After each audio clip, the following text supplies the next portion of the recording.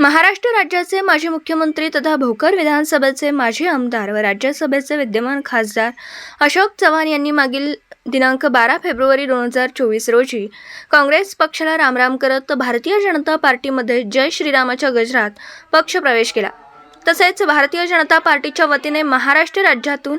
राज्यसभेवर खासदार म्हणून बिनविरोध निवड करण्यात आली।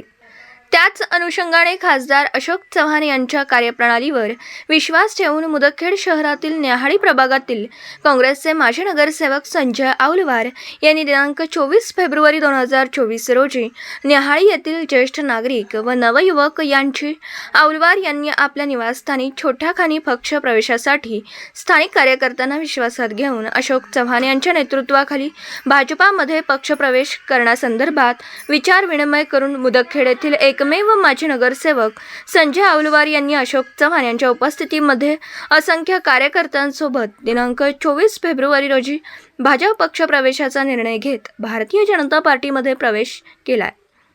यावेळी उपस्थित असलेले संजय दगडू औलवार, मानसिंग कुवांगिरी, संतोष पोतन्ना जंगलवाड, नागोराव गणपती कवडे, आमिर खान, नवाज खान पठाण, उत्तम ईश्वर गिरी, माधव मारुती औलवार, शिवाजी औलवार यांच्यासह ज्येष्ठ नागरिक युवकांनी औलवार यांच्यासोबत भारतीय जनता पार्टीमध्ये पक्षप्रवेश केला।